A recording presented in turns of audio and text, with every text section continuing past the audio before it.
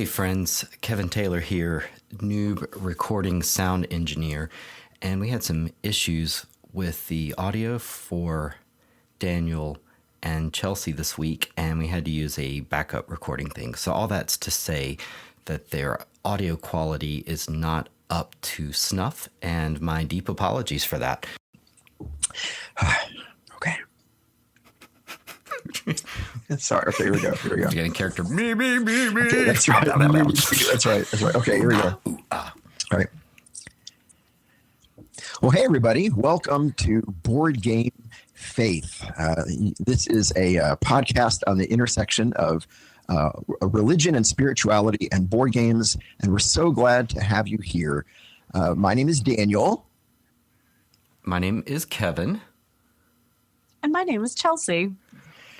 We are so grateful to have Chelsey as a special guest today joining us. So special. And we're going to be hearing a lot more about Chelsey later on. But first, regular listeners of this podcast will remember that we are a clap-on technology activated podcast, which means we can't start the podcast without a good clap. And so today we're going to try to lead up to that clap by playing a little game like we did last time. We're going to have this little kind of improv skit with Chelsey and Kevin and myself. We've randomized a scenario and a game, and the idea is we're going to be talking about this game in the scenario, and somehow that scenario has to lead us up to the sound of a clap, which will activate the podcast. So we randomized a scenario from improvglasgow.co.uk, and it gave us the improv scenario of a roller rink. So today we're going to be starting our episode in a roller rink, and then I randomized games from BoardGameGeek.com, which is an online listing of all games ever, and it gave us the game of Village by popular board game maker duo Marcus and Inka Brand, and Chelsey and Kevin, I have never played Village. But this is a have either of you played it before? No. No. Oh, okay. So this is a synopsis of Village from Board Game Geek. Village is a game full of tactical challenges.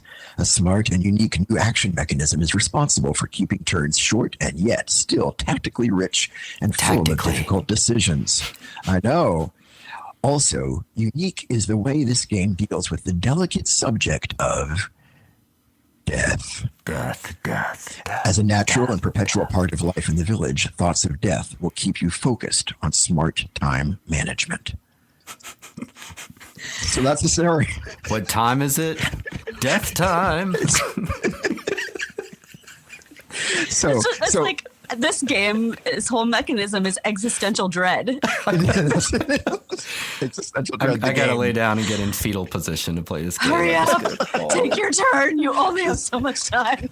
Just take your microphone with you. All right. So here we are. All right. So we're in a roller rink, and we're talking about the game Village, and it leads us up to the clap that begins the episode. Are we good to go? Yes. All right. Yes. Here we go.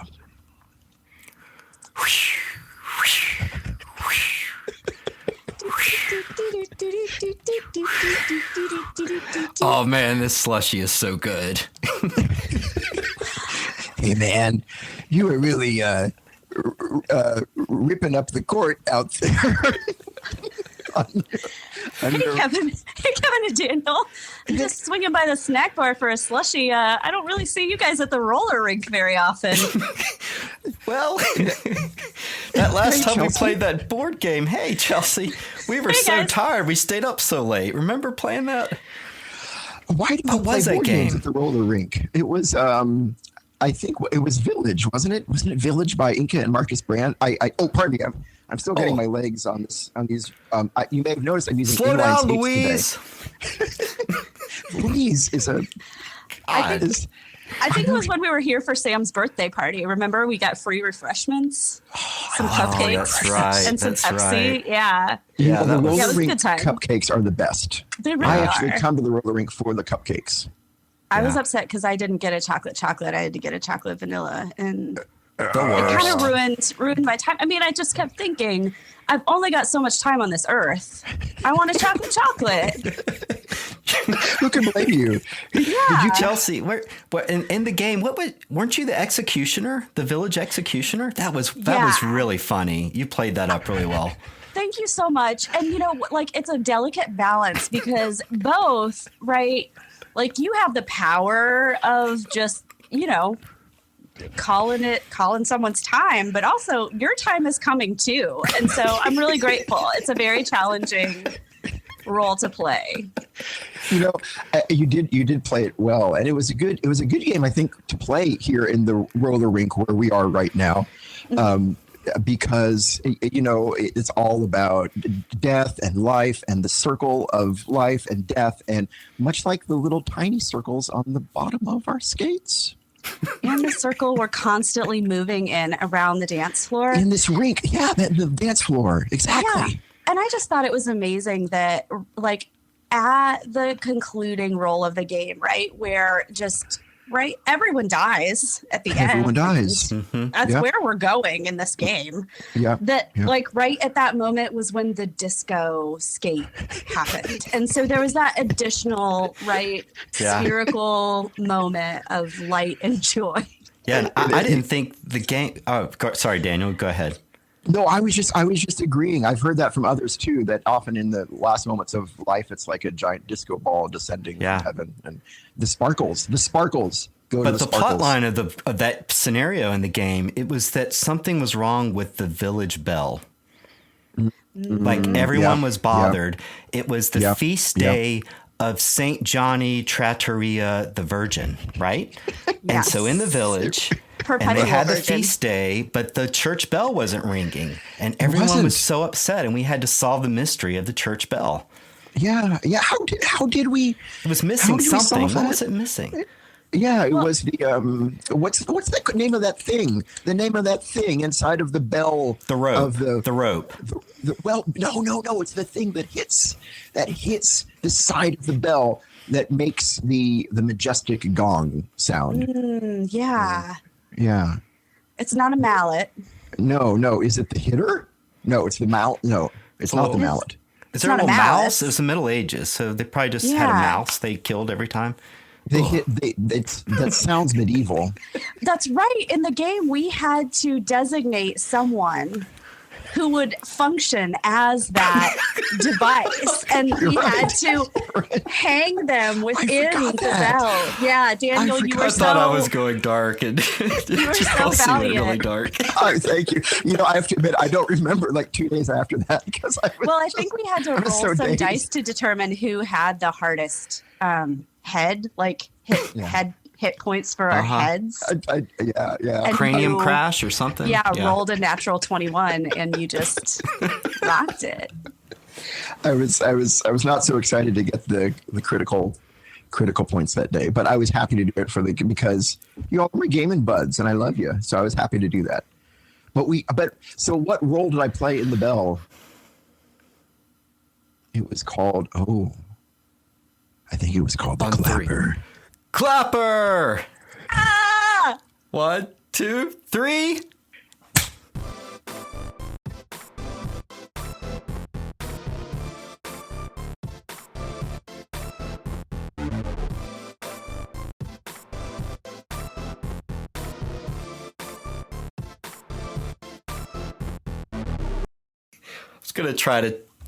I was wondering if I could trigger Chelsea's clapper, but I guess the headphones. Yeah, that's right. Yeah, unfortunately. Anyway.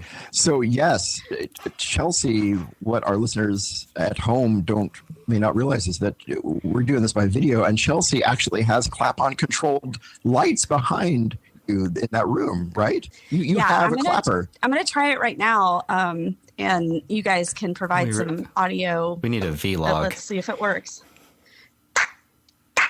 Yep. Oh, it did work. It worked. And what's crazy is that's 18 years old. Like, there is no technology that lasts 18 years. That's amazing. Yeah. It's high quality product. The clapper's made to last. It's made to last. Yes. And let's just say it again. If anyone from the Clapper Technology Corporation is listening, we will gladly be any shill you want. We will shill. Yeah. We welcome you as a sponsor. Yeah, and now you've got a real customer testimony, and That's right. witness on a podcast that you've seen on the podcast that this turns on and off. The glories of it.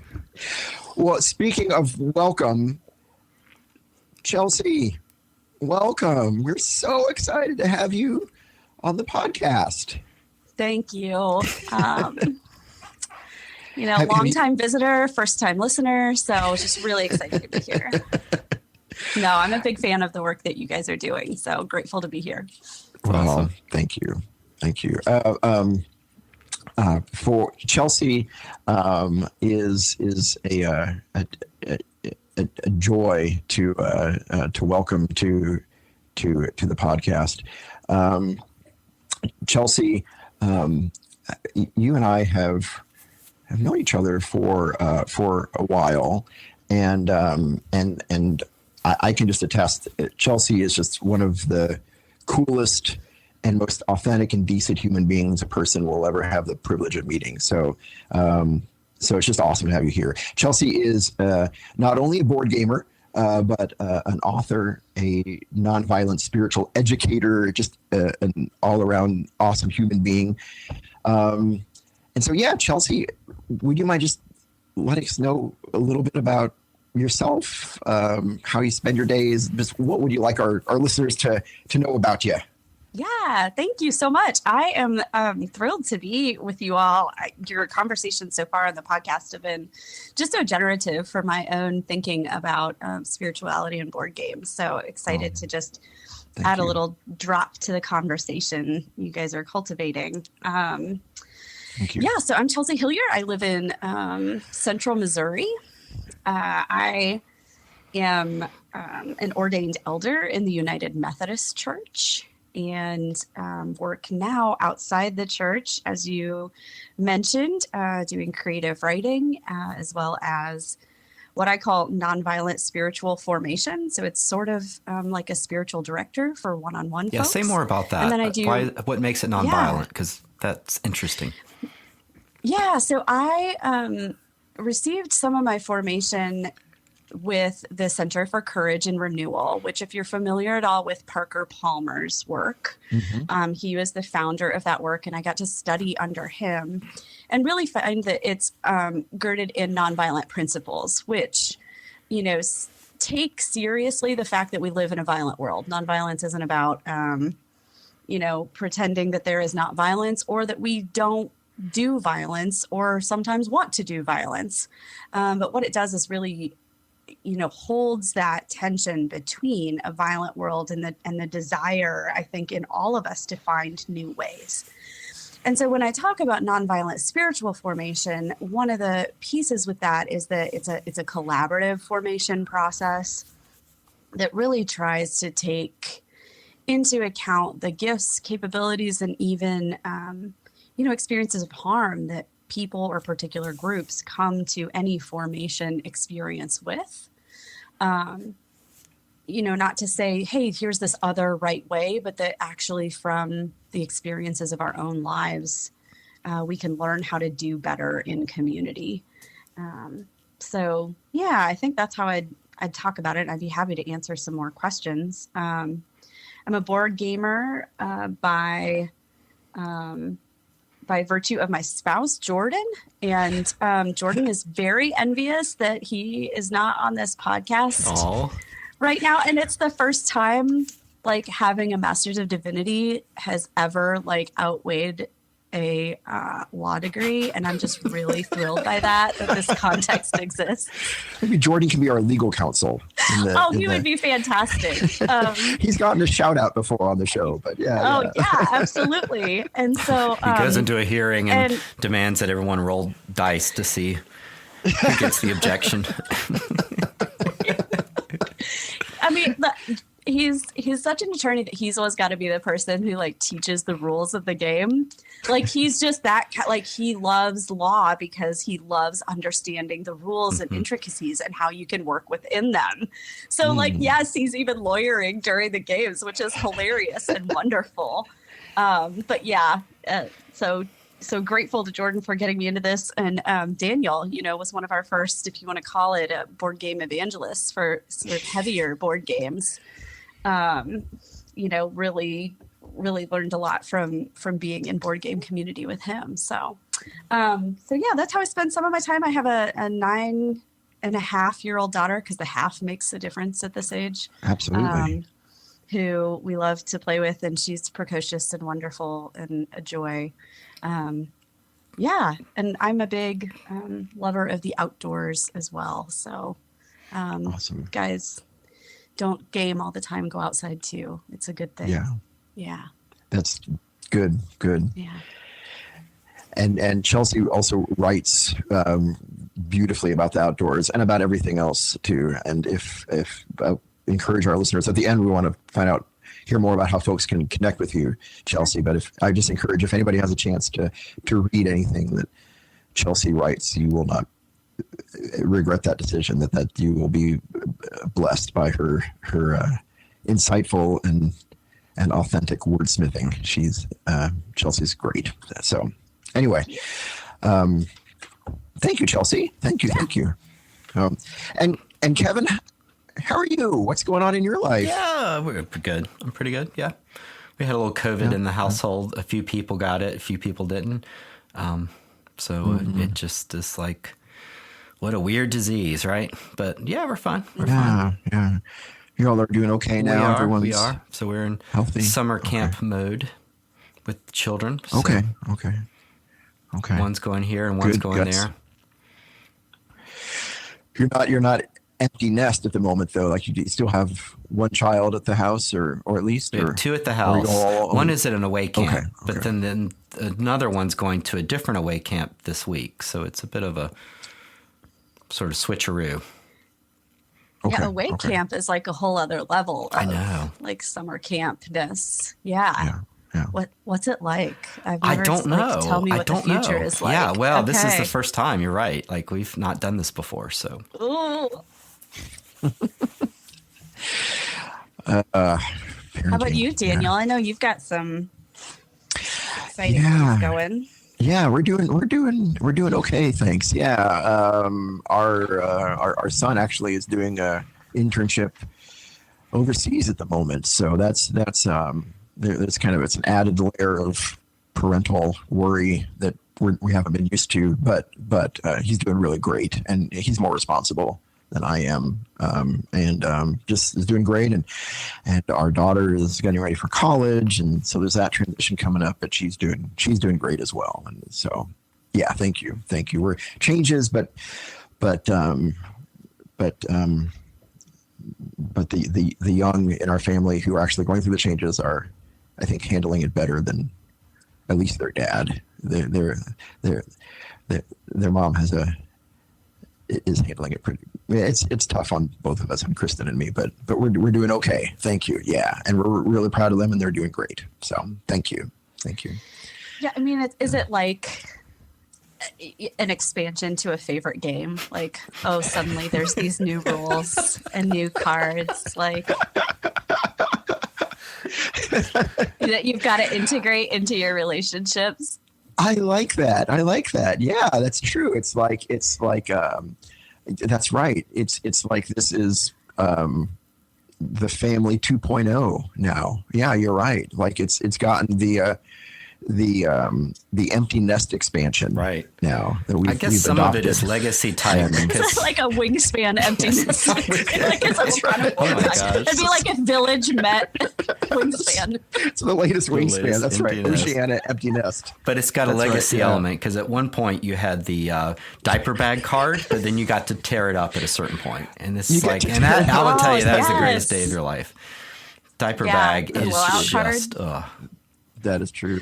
But you save the blowout card, and you hope you get to, like, right, give it to another one of your game community. Like, are you gonna take my blowout card? I will never use. Talking about a diaper blowout. I'm totally like, and that someday our children may may do that for us. I don't You know. had the one that goes up their back. It's like, how are you that, like, what is, How does physics exactly, work like that? What kind of engine do you have to go down here downhill. that you can go up the back? Yes. Oh, the horror. Oh, exactly. Well, speaking of members of our family of different ages, how we This is a masterful transition, by the way. thank you. I Can't appreciate. wait. Thank you. I appreciate your Auspicious. Your cheering me on there. Speaking of different ages, there are different ages of folks who can approach games, and one question sometimes is, how can one make a game accessible to all ages? How was that segue? That's that really okay? great. Yeah. Yeah. You're too. So it sounds like accessibility is really something you're honing in on here, Daniel. Is that right? I think so. I think so. Why don't we spend some time talking about that? If that's okay with you, Kevin and Chelsey. Let's talk accessibility and games. The theme for the episode today. How I'd be interested. How would you all define accessibility as it relates to games? Yeah, I think it's a great question. And we can really hone in on accessibility as it's defined in a lot of ways. So accessibility to services or healthcare or pieces like that. And we know that there are a lot of inequities in our communities, and so one of the ways that I like to think about accessibility in terms of games is kind of two-handed, or kind of two-pronged, I guess. One is how accessible is the actual gameplay, to a people of a variety of backgrounds, capabilities, energy levels, ages. So there's the actual game itself, but then I think there's the accessibility of the community in which the game is played. Mm-hmm. And that, that's really, that crackles with a lot of life for me, just as a person who's really working in how do we create life-giving communities where we can show up as our authentic selves. So those are the two ways I'm really generally thinking about accessibility, while also recognizing, at the end of the day, I can't speak more broadly in some ways than my own experience or experience that's been shared with me by others, which may or may not be mine to hold. So, as a, white person who is middle class, my take on accessibility is going to be different than someone who may have a different socioeconomic breakdown. So what I'm excited about in this conversation is, it's a starting point, not an end point. And just am really excited to hear what your listeners do with the conversation too. Mm-hmm. So Yeah. I like that idea of the community, and where, as you said, the accessibility of the community. And part of that's just knowing your audience. So if it's a bunch of people that want to do heavy gaming, that's great. If it's people that aren't into that, you cannot drop that sort of game into a situation and make it fun, right? So kind of reading the room, know the audience, tuning things to what people are, what's going to float their boat, and what's going to give that moment of magic, right? And sometimes people, they're looking for that magical moment, but they don't know their audience, so they push them into something that's just going to leave someone frustrated, confused. One thing I've been thinking about is the role of luck in games, because sometimes that's poo-pooed for board gamers because they like the Euro type games, they like the strategy. But luck is so great because it means that even someone who doesn't have the best situation, if they just get lucky and roll the dice, they won the battle. So luck has this way of evening out the pros. And so chess is like no luck. It's all zero sum. It's all strategy. And what makes Risk or even Monopoly or something kind of fun is you roll dice. And so you can still get lucky, which in a way is a very welcoming thing to do. And if you don't do it especially well in the game, it also helps you it can maybe kind of mitigate some of those feelings of, oh, I really messed up. Like it's not your fault if you don't do too well in the game either, because you just had an unlucky roll of the dice or something like that. Yeah. Yeah, I think it gets at another aspect of accessibility that I think comes to play in games, which is accessibility about being able to join the game and enjoy the game, or is it about winning the game? And I think so oftentimes our conversations around accessibility are really incorporating, for lack of a better way of thinking about it, this capitalist idea of like victory, and that kind of gets overlaid in games in some way to be like the top person, to be the biggest points, the biggest pile of money, the biggest pile of property. And so to really think about accessibility in games is I've really shifted as I've started playing board games. Is like I grew up playing games like Pitch and Gin Rummy, a lot of card games that were like you win or you lose. And that was taken really seriously in the context that I was playing. But in board games, it became more and more about, did everyone have fun while playing this game? Did everyone feel satisfied with their gameplay? Did you feel like you got to play in your strategy the best way that you did? And so, access then becomes, was everyone able to just have a good time? And like, how many arenas are there where that's just the sole purpose, where there's no agenda of achievement or hierarchy? So that's something I really appreciate. Do you think we can have a game without achievement? Is that possible? Like, do you think you could remove that? Because I'm not so sure. Kevin, I don't think you ever fully kill the ego. So no. But I think there is a healthy bit of getting better at the game, right? So there is an element of achievement, like I got better. And so there is that. And also being happy that someone really did play a great game. But it does suck to lose every time, especially when the person is 11 years old and you're like, I brought you into this world. How dare you? Oh, okay. I was going from the opposite way. That's really true. There is an ego element for sure in win-lose games. Yes. It's really tricky. And I think until you sort of get to I think there's almost a like spiritual development piece where you're you get to a point where it's less important for you to be right and others to be wrong, and where you are looking more for belonging or to be a contributing part of a community, that I think board games can be a great playground for. So like when you were talking about playing with your kids and like accessibility with kids, like that's one thing we did with our daughter is we just made games that could have been win-lose. We just took out the win-lose element, right? Because kids really hate losing. And, maybe she wouldn't push her skill to get better at a game if it was about winning or losing. But if it's just about being present to the game, she would really come into that in different ways. One of the ways this has shifted for me is I have been diagnosed as ADHD-Inattentive type. And that's not uncommon. I'm finding more and more people who are receiving that diagnosis a little later in life. What does that mean? You'll have to unpack that a little.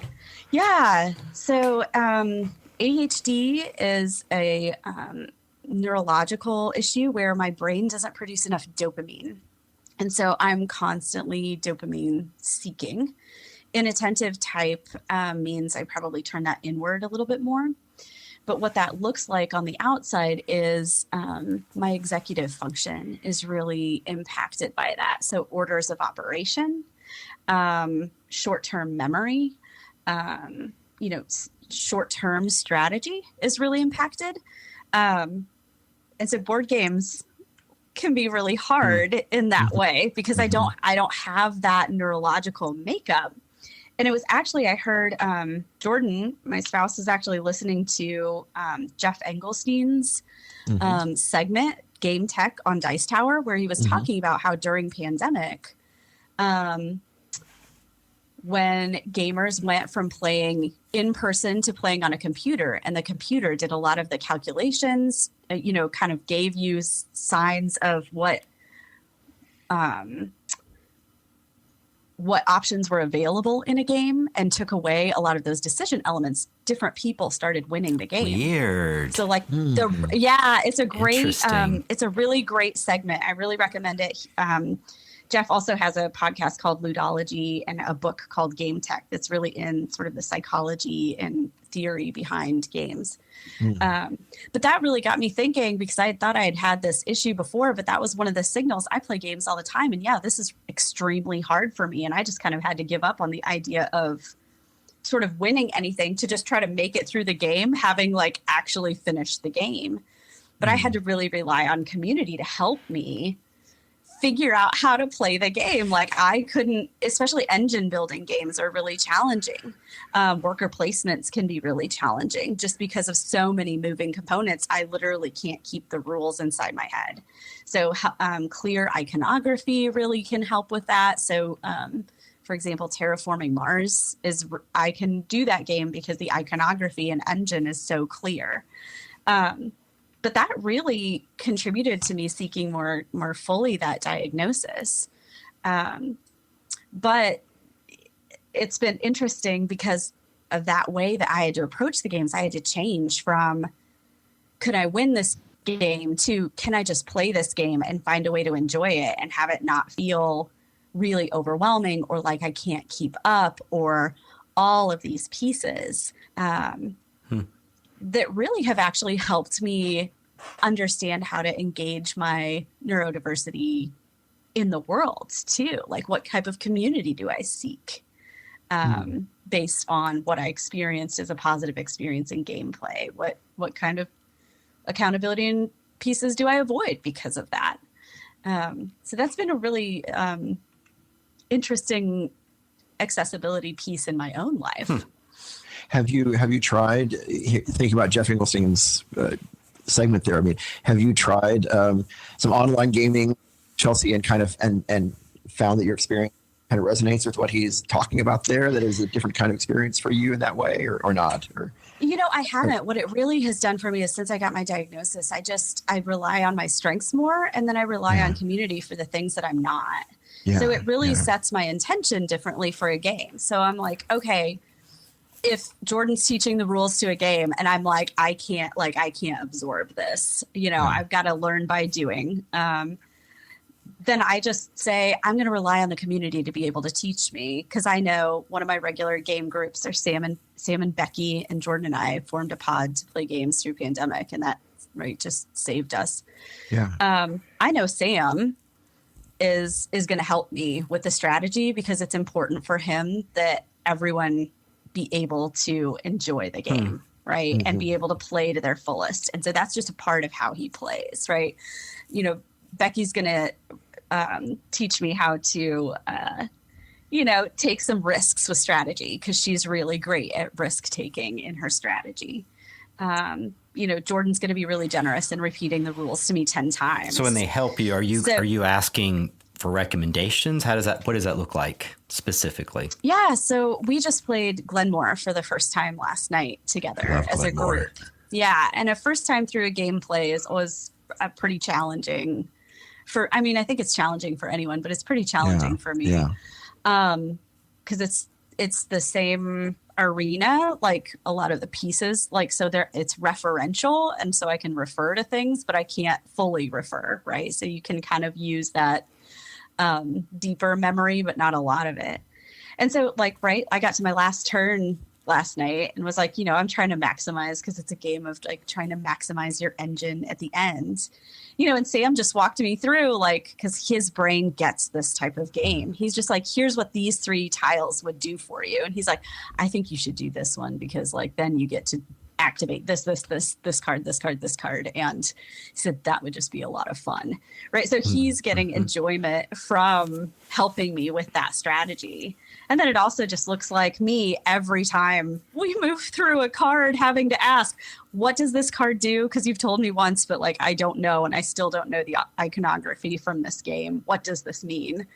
And and then relying on the capacity of the group to sort of be in the game and then sort of move to this like personal level too. So you could be playing a game and none of the other conversation around the game be anything but the game. Mm-hmm. I really find a community where we can kind of move between levels is Yeah. really helpful because, right, like I like using my sense of humor. I feel like I'm contributing something then, right? So feeling like I'm contributing to the atmosphere of the game, even though my gameplay isn't great and I'm a little slow and, I take a long turn, but being able to like surface and tell a joke or surface and listen to a story about someone's life. Gosh, that's interesting. Makes me feel like I've contributed to that atmosphere in a way that makes that gameplay so much more fun. So I had a great experience with that game. I don't know if it was because like the game itself is like the best ever, but I think there's something about the community.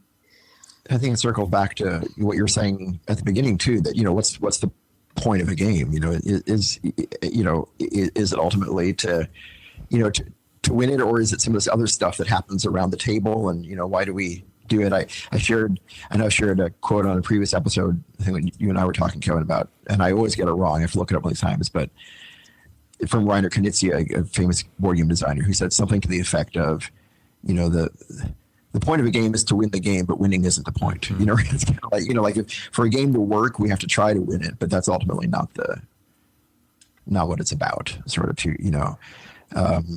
I love Chelsey. I think I heard you saying something about this question of what will allow people to participate to their fullest extent in a game. And I like that as a maybe kind of a working definition for accessibility, maybe in terms of maybe game design too, for designers to think what would allow people to participate to their fullest ability in this game. It reminds me of, when we would, I was involved in some church renovation many years ago. We were talking about, it's important to design this the space, with in mind that for people who in wheelchairs when they're when they're coming through, and what would allow this space to be designed to allow everyone to participate fully, as fully as possible in the worship experience, and games that way too. What can allow people to participate most fully in this experience. Yeah, and it's interesting to me because it can sometimes, I guess I have an escapist element. I've always loved sci-fi, right? So sometimes the craziest things lets everyone participate. Like, hey guys, we are all cultists, right? And it's so out there that everyone's sort of safe to know, like, this isn't real. Other things are going to cut a little close to home. If it's, say, cowboys and Indians type thing, and everybody depicted on there is right, and that's a tough thing to play out and I guess that's why board games, they pick space or they pick things that are safe, and that can be fun, like going to other worlds, because then you're playing aliens, or maybe you're just playing cubes, or maybe you're farmers, which is neat. But I do sort of miss the whole, I'm a dwarf king, right? Like that kind of sort of Lord of the Rings type element kind of gives you a way to cosplay spiritually. I don't know how to put it, but it lets you work out these elements of your psyche in a fun way. And then, of course, the game ends and you go back to real life. It's sort of a purgation type thing. Well, you mentioned, kind of role play spiritually. I like that. I mean, how is this a spiritual issue? Why are we talking about accessibility in games on this podcast about religion in games or spirituality in games? What makes this a spiritual issue? Well, to go back to your example, Kevin, if I'm so distracted and uncomfortable about, the way cowboys and Indians are depicted, and I'm sort of hearkening back to, I'm uncomfortable with that as a white person who's educated about the ways that Native Americans, indigenous peoples to the U.S. were, robbed and annihilated. Annihilated.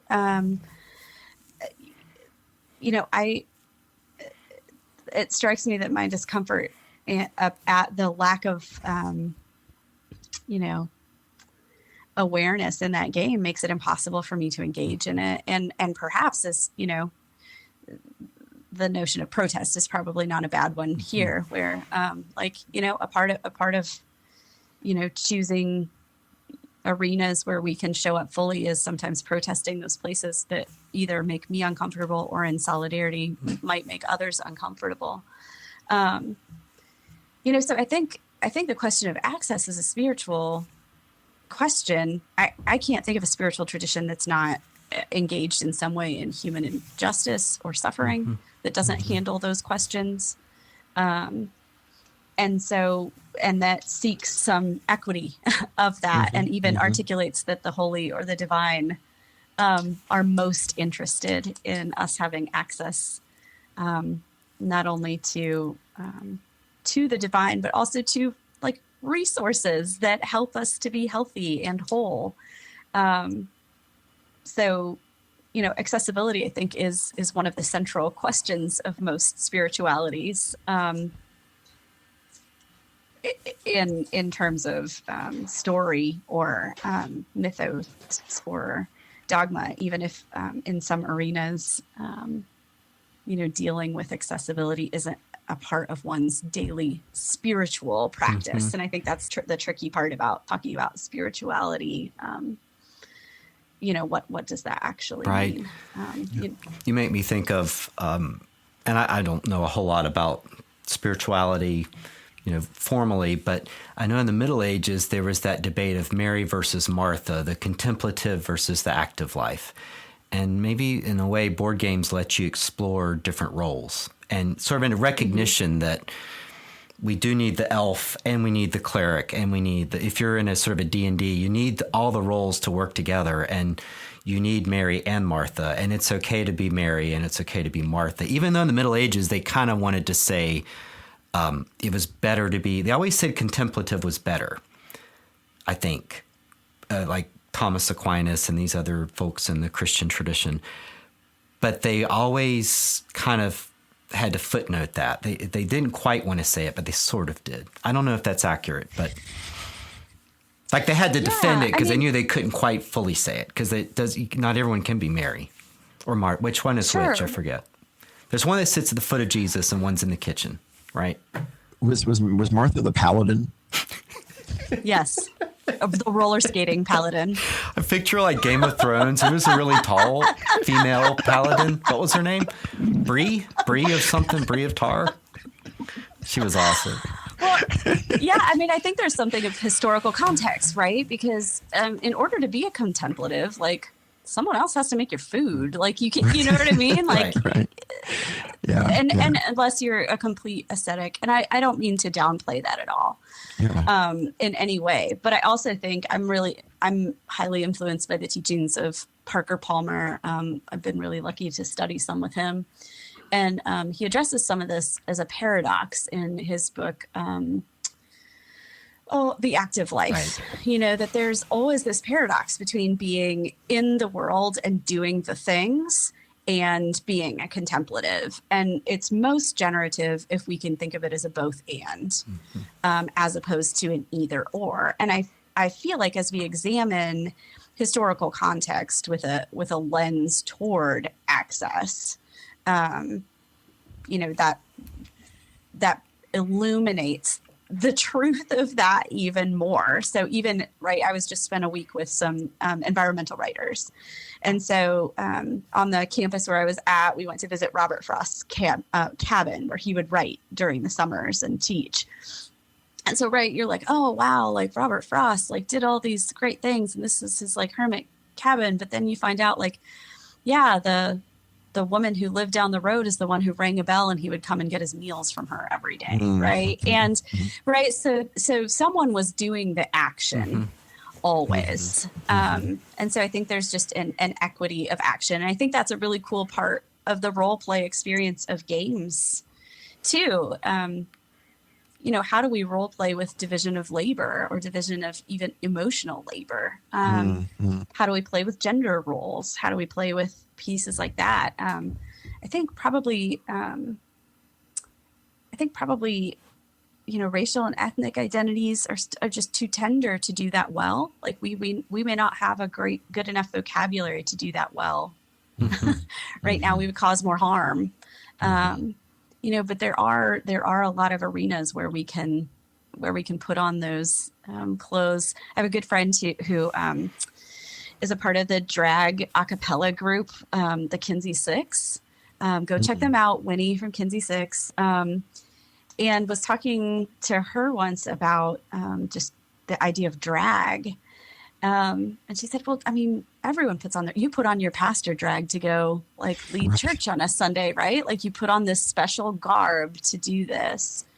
And so as I began to think about that as a form of role play or play, that absolutely resonates. Let's put on the drag of this particular type of identity for the course of this game, that helps me grow in empathy, but not to exploit it. I think that's when a game isn't fun, is when I'm playing with someone who's trying to exploit an identity or using stereotypes about an identity as a way to advance their gameplay. And that just winds up feeling gross to me. Yeah, but generous exploration, that feels really fun. I've thought that before too, that we're all comment about your friend who is speaking about drag, that sense that we all wear costumes, for our various roles and things. Costumes maybe is the right word or not the right word. I don't know, but yes, you're right. I mean, for many years I put on this clergy robe on Sunday morning to, for that whatever. And in some ways, even just, khaki pants and a polo is a costume for me, just to put on a particular role. And it challenges the notion, right, that khakis and a polo are a default, that they are not a costume, right? Which is that accessibility piece, that there's a normative and that there's not. Right. If this conversation is getting a little awkward for a listener, if you're not feeling as comfortable with us talking about a pastor as drag or pieces like that, just reminds me awkwardness is a part of this game. And, awkwardness it's why we start with a silly skit, so that you guys know we're not taking ourselves too seriously. I assume that's part of why, you're doing the skits. And leaning into the awkward is how we grow empathy in safe ways, right? So there's that fine line of how do we do enough awkwardness that's palatable, without it feeling unsafe. So if this feels a little awkward to I'm not putting it out there to make you feel unsafe, but just an invitation to consideration. Well, as you've reminded me often, Chelsey, as you've wisely observed, I said this before the show, everyone's awkward inside, and I think that just finding ways to embrace that is right. That's so true. And we all play roles. We all play roles, and that involves clothing. And so, if you go to see Hamilton, you're probably going to dress up a little, and then all these people are up on stage, and they're going to be dressed up, and then everyone goes home and puts on their sweatpants, right? So it's just part of human life. Speaking of Chelsey, you mentioned kind of this protest relationship to the spiritual aspects of accessibility in gaming. It just reminded me of people who've been listening to this for a while. Might remember I went to a play conference out in South Carolina a couple months ago. The keynote speaker, Dr. Drew Lanham, he talked very much about this idea of play as a right, and I think that kind of that in my mind that makes a theological connection. That if play is a fundamental human, is a fundamental part of the human experience, and it's fundamentally part of what it means to be human. And also, Kevin, as you and I have talked about in past episodes, if play is in some ways how we experience grace in life, then it's this fundamental gift from God, that really is deserves to be protected, for all people.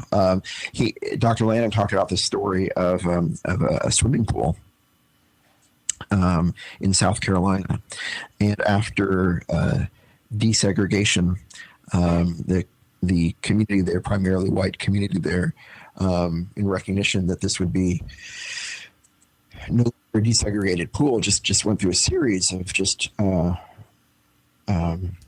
horrific barriers that they put up, to make this pool not accessible, including at one point, I think, like putting tigers in it or something, just something awful. But he shared this example just to say, that play is a right that people have, died for, fought for and died for, and that it's that essential to what it means to be human, wow. and how I God, never thought of that. How God has made us to be. People have fought and died, yeah. Or wanted to escape. It makes me think of war-torn areas, right? And that's the lack of normal. When you're in a war, you don't get to play because you're probably surviving or dying, right? And so, that there are children in places that are suffering because they can't.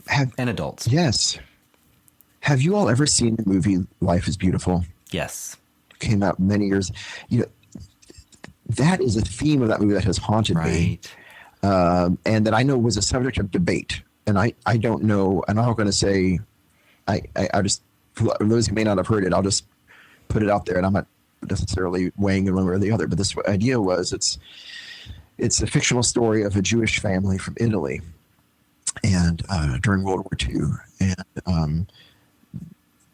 and for and much of the family was taken off to concentration camps where they were killed. The father and the son was like 4 or 5 years old, somehow managed to hide for much of the war, and the father was continually forming the son, teaching the son that this was a grand game, that this that he needed to, that the guards were part of the game, and he just needed to hide from the guards, and we're getting more victory points because we're hiding from the guards today, and and all this, and and some folks see that movie and say, this is just it's beautiful. It's this idea of trying to find a way to find play and game even in the most nightmarish situations.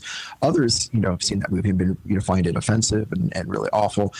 It's interesting. I talked to my cousins who are German about that movie, and they they were deeply bothered by it because and offended by it because they in no way want the Nazi history of their country to be trivial. They're very ashamed of that and embarrassed of that, and they don't want it to ever be made trivial, or made, and they always want to keep in mind the horror of that and never forget that. So I don't know. I don't have the answer for that, but either of you all have any. I picked that out of the air. I know you weren't ready for that, but is that something either of you have reflections on? Or? Yeah, I mean, I think it highlights, one of the challenges around this idea of play is that it is trivial, that it cannot be sublime, that it cannot be solemn. And I think play can actually be protest, because to trivialize play or to characterize play as trivial kind of says, if it's not advancing your own game of life, if it's not advancing, some other purpose, because play is deep presence, right? It's not thinking about the future. It's not really thinking about the past in a really conscious way. It can be ways of processing the past and perhaps projecting into the future, but not in a strategic way. Like, I'm not thinking about when I'm,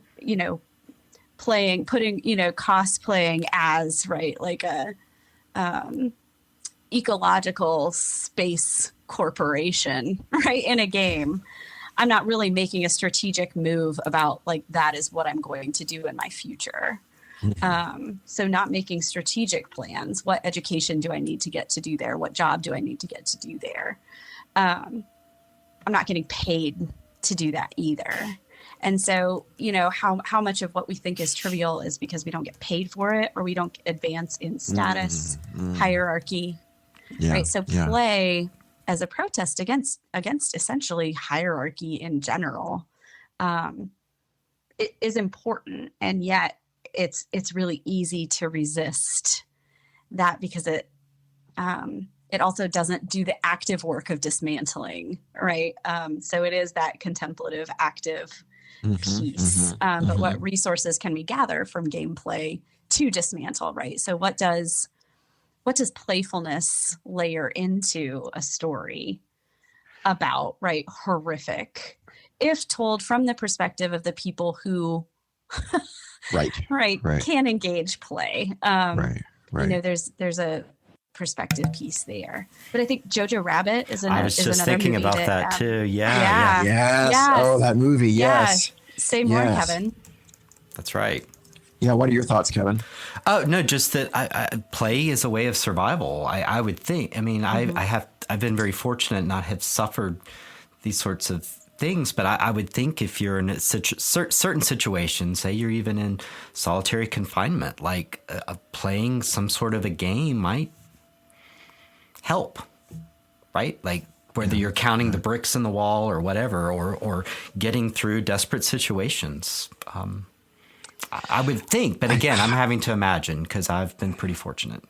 Well, the theological link I make with play, I think, you're naming grace, you're naming, birthright gifts. I think the theological link I make is with creativity, and like what is more a divine gift to humanity than creativity, and where does inspiration for imagining new ways of being together, as well as imagining how we might dismantle what doesn't function about the old, it comes from creativity. Right. So nurturing that spark, I like that, I think, is an essential task. Well, what games do we want to segue to picking up some mechanisms, or did you want to say something, Daniel? Nope, that's great, Kevin. Sure. I saw you inhale.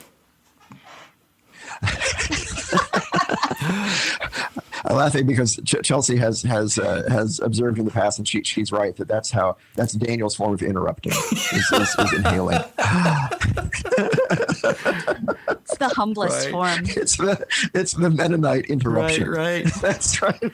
Pardon me, I'm going to inhale now. And I can say that because I got a Mennonite background. I wouldn't say that if I didn't have a connection to the Mennonite church. But yes, it's that. But no, I wasn't meaning to interrupt. That was just more of a necessary part of mammalian existence. That's right. It was just reoxygenating my cells. Yeah, thank you. It was inspiration, Daniel. It was. Thank you. Yeah, we're getting into punnery now. Yeah, that's good. That's good.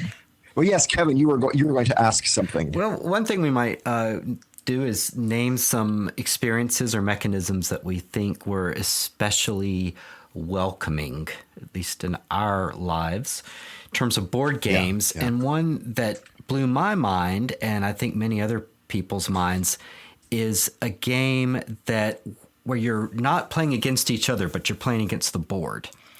And it's got a sort of global element. And I'm thinking about the game Pandemic, because all the cities are of equal value, and you're even learning geography, and you're working together. And there is this real sense of, like, at least for me when I've played it, like especially some of the expansions, you're like, oh my gosh, we've got to save the world. And then when you do, you feel really good. And there's not winners and losers except for everybody.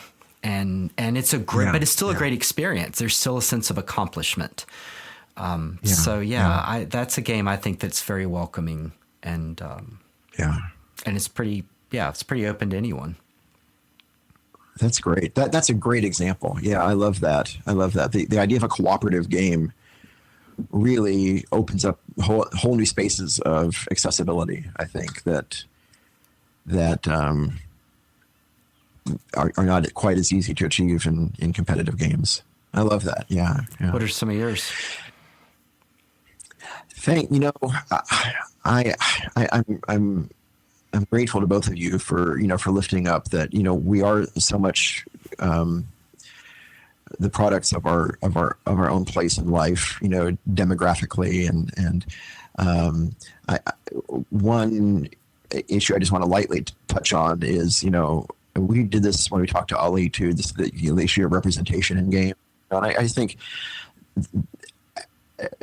as a, middle-class, middle-aged white male, I realize I have a very skewed perspective on that, but that's just something I've become more aware of and have appreciated designers becoming, when they be aware of that as well, just representation, that when you're trying to represent humanity in a game, it seems like it's one act of awareness to represent that humanity does not look all the same, and act all the same. But I guess the specific issue is we had a board game group at my previous church. We got one at our current church as well, and one of our members of our board game group, she was born with a physical condition that made it very difficult for her to control a lot of fine motor skills, and also to verbalize, to communicate verbally. I mean, verbalize through a computer screen, and was in a mechanical wheelchair. She has a helper, and but she really wanted to be involved in the board group, which was awesome. And one game we found was really that she really enjoyed and that she liked a lot was this game, just a simple game where every turn your decision is yes or no. I'm going to want to do this or not do this. And it was no thanks, which is this really old kind of hobby board game, one of the first ones, card games from Germany in the kind of modern era. But it was, I love the ability of that game to boil down meaningful decisions and strategic decisions to a simple decision of yes or no each turn. Am I going to take this card or am I not? And that was something that she was able to participate fully in and wonderfully in. And it was, I always remember that as a great joy of my gaming experiences. So anyway, that's one thing that comes to my mind. So, Chelsey, how about you? Yeah. So, I think about this in a lot of different ways. There's a couple games that just have felt really accessible to the way that my brain works. So I'm just going to put those out in terms of mechanics that I can pick up quickly, which help me feel like I can really enter into gameplay quickly. And that's not common for me in board games. So is remarkable enough to mention.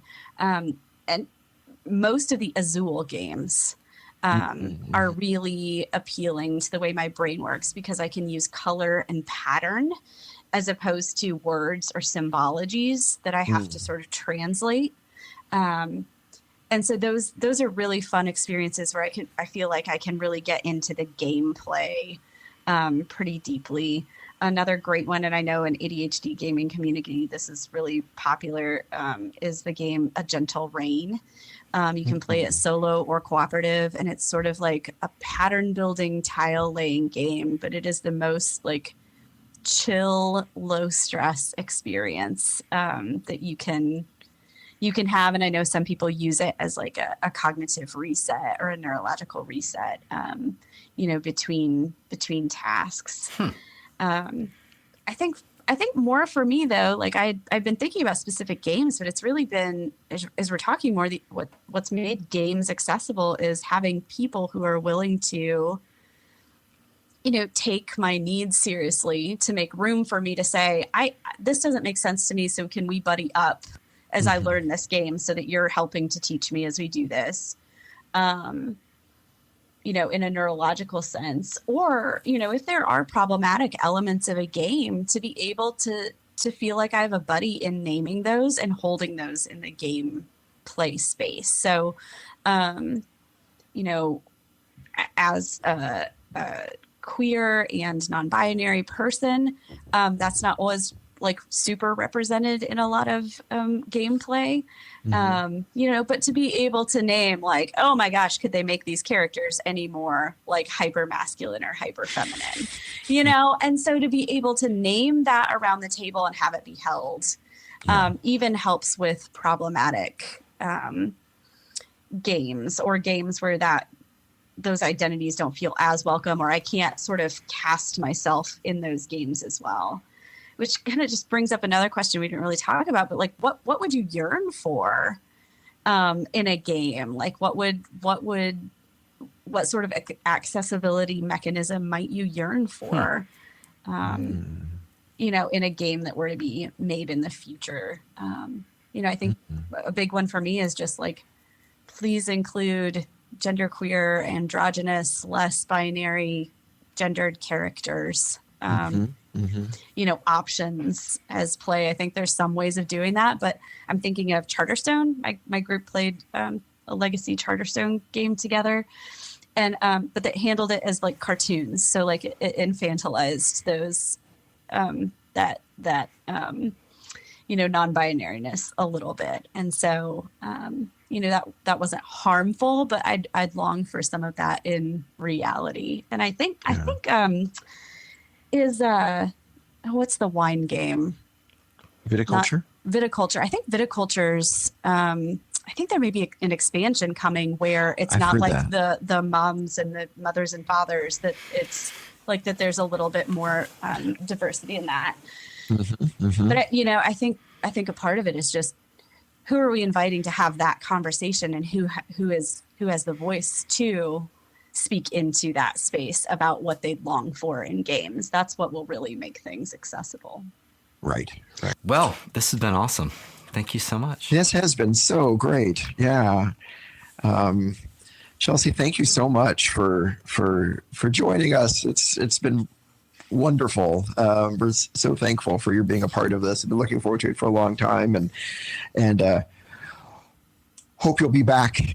And I think this is as you both have said, a rich conversation that can take a lot more exploring. Chelsey, folks want to find you online. What are different ways that people could connect with you? Yes, I'm on the internet. So on social media, you can find me at Amateur Efforts, AMATEUR efforts, not immature efforts, amateur efforts. So I'm on the tweets. I don't do buddy tweets and the Instagrams. I mean, you can find me on Facebook too. Just look up Chelsey Hillyer. And then my website is amateurefforts.com. You can always email me at chelsey@amateurefforts.com. And I love talking to people. So I'd love to hear from you. Awesome. Thank you. Yes, I encourage folks. Yeah, if you're at all interested, please reach out to Chelsey at one of those places, and you will be glad you did. Yeah, can I make a brief plug? Yeah. I have an article that's being published in a great magazine called the New Territory magazine. Focuses on stories of the lower Midwest. And if you remember Chris Gaines's late 1990s Garth Brooks's late 1990s alter ego, Chris Gaines. Yes, I always thought that was so cool. Yeah. Right? Like, I am exploring Chris Gaines and Midwestern queer identity, like you do, in that article. So highly recommend checking out the New Territory magazine. I'll be in this latest issue.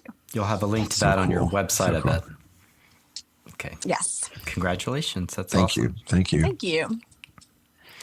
And Kevin, speaking of website, how can people connect to us? If they BoardGameFaith.com. Thanks to Kevin. .com. BoardGameFaith.com. Sunday, Monday, Tuesday, Wednesday, Thursday, Friday, Saturday. BoardGameFaith.com.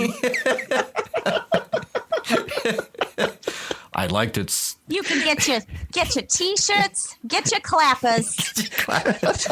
I liked the bite so much, I bought the company.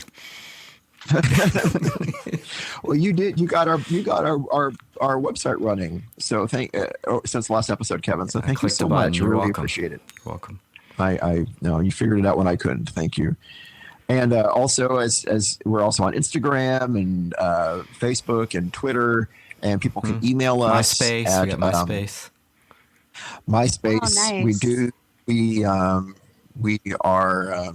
You can go out to your local 7-Eleven shout for us. I And hear the new place to be is GeoCities. Do you guys have a GeoCities website? GeoCities are not. We should. That'll be next Is week. that still around? I gotta go look. Yeah, one of my friends had like an old band site that he sent me. And I was like, this still exists. I was like, this is magic. That's awesome. That's awesome. We'll have to look into GeoCities. It goes to Yahoo. For It next- goes to Yahoo. Oh, okay. Okay. You're just looking into it, Yeah, I Kevin? just typed in geocities.com. It goes straight to Yahoo. Okay. Okay. Gosh. It's all Cool. connected. And next week is and, winning the point. Yeah, week. I'm really excited about that next episode. It ties in a lot with what we were talking about this morning, or this afternoon, whenever you're listening to it. But an episode dedicated that asks the question: Is winning the point? Is winning the point? So yeah, I think that's all I've got. Kevin, Chelsey, anything else? You know, my skate rental is up. I gotta return my size 8s. And now you have to treat shell this them. toe fungus too. Afterwards. I have to climb back up on the bell and hit it with my head. So, and then if you see me later on, you can say, "Who is that guy? His face sure rings a bell." Oh no. Oh no! Yes. Is this window high enough for me to throw myself out and die quickly? I've got to. This is That awful. was. I'm so pleased. Like, how long have you been sitting on that? Has it been the whole time? 50 years, actually. 50 years he's been Wow. with us. Yeah. Congratulations. Just, All right. I'm going to give you a slow clap for that one. Oh, it didn't work. Oh no, the lights didn't work. Well, yeah, thank you. Above all, thank you so much to you who are listening. This would not be possible without you. We really do want to hear from you. Love hearing from you. Please share your thoughts on accessibility in games. If any of this stuff resonated with you, or you have any questions or other insights or thoughts, info@boardgamefaith.com or boardgamefaith@gmail.com. Or Instagram, or any of those ways to get a hold of us. But you matter so much to us, and we're so thankful for you. You are a part of this online community, so thank you. Thank you, everybody. Bye. Bye-bye.